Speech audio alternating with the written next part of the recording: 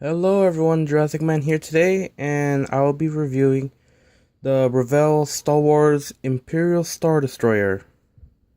Now, as you can see from this big old box, it's huge, it's giant. You can see on the top, that is promotion for Rogue One, so this came out around the time Rogue One comes out. Just in case you're watching this in the future, or in this case the past, this is the Rogue One stuff. You only find these when they were released during Rogue One, which explains why they're putting the disc in the Death Star. If you haven't watched the movie yet, I recommend you watch it. It is by far an amazing Star Wars movie. I think it was even better than The Force Awakens. You know what? I think it was better than The Force Awakens. This was amazing. Okay, let's get to the more into the box. As you can see, most of it on here is mostly Rogue One stuff. Star Destroyer, Imperial. You can see the manuals. There's a snaptite figure, like, I don't know, like, how do you call them? Gundams, I guess. And there are electronics, and the electronics are in the back. Many of them are just the engines, except for my AT-ACT, which has the lights in the front of the eye, since that's where the glowing, or that's the mechanics going. Speaking of the AT-AT, you can see it right here in the bottom. Also was a Rebel U-Wing fighter. I'm going to try to get that later, hopefully one time.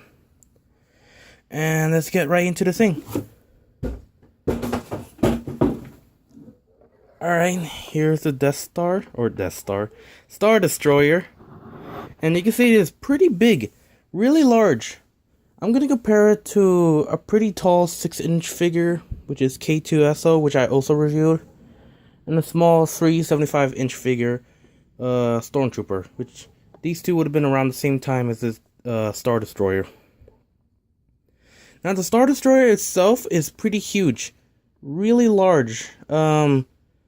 Scale-wise, with other of their snaptite figures, it's probably small in scale, not in full scale. I didn't get to check the box to see what the scale in, but details on these snaptite figures are pretty good. They're really hard to see, but when you get them on light, you will see the details. They even got the little sides down here as well. It's pretty good. Underneath is not that much detail other than here, where the TIE fighters or any other ships will come out.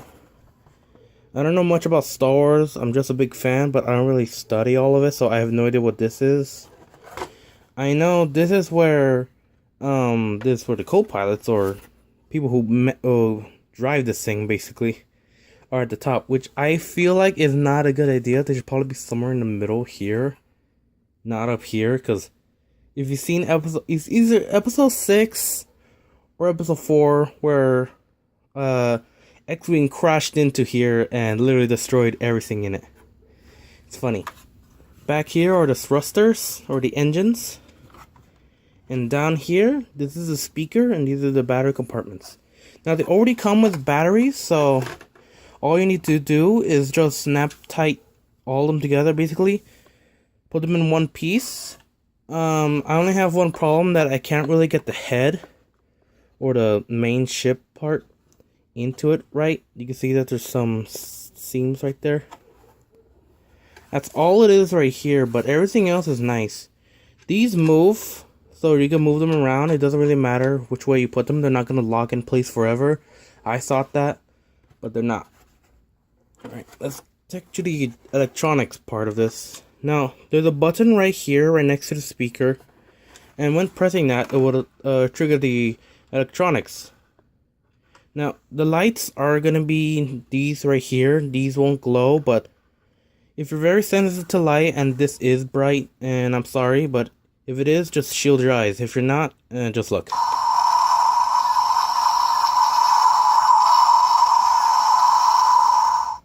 That's the first sound. And that's the second. What my guess is that the first one was probably these shooting around any ships driving by, like X-Wings, A-Wings, or the new U-Wing, firing at them as they try to get down. What that last one is probably a blast, which I think is right here, where where that main cannon you see, and I think in episode 5, I think, where they shoot from there. But that is everything. You could really like these because they're pretty durable. It's not hollow, solid plastic, but it is hollow inside. So with enough force, you could probably open this thing. But it's gonna be a lot of force to break this.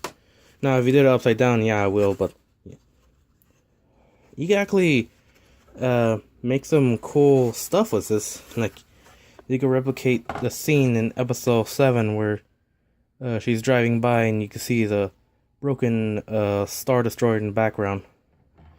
Now, one cool thing about this is the way this also is. Now, you could keep it like that, but it can easily tip over, and it's so wobbly. What it actually has are these stands right here. Now, these two back here are really hard to get. You have to get deep in there. But the one in front of here is not. It's actually pretty loose, which is a good and bad thing, because a slight nudge could actually push it back in. But when you get it all out, it stands very perfectly. Now, these are sticking out, but if anyone wants to be professional about this, maybe like paint it to make it more detailed, or get rid of these and add actual see-through stands, that would be good. Like I said, compared to 6-inch figures or 375 inches, this is pretty large, but it would probably be standing next to a model. Now, let's get something that's really big. Like my Bull Rex. Compared to it, this is tiny. This is probably a huge scale. Any humans would probably be this big. You know what? Actually, let me do this.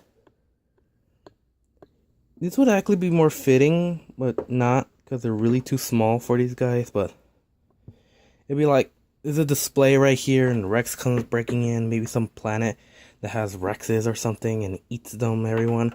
I mean, seriously, in the extended universe, they had horses in the Ewoks movie.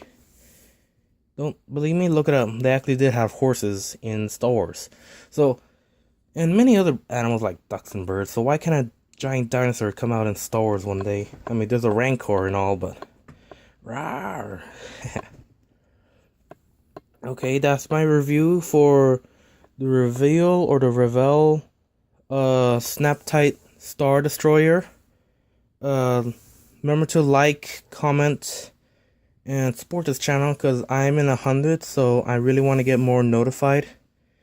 And hopefully by 2018, I will be reviewing more toys, especially Jurassic World toys, and more Star Wars and other toys. Remember to check those out too. Alright, see ya.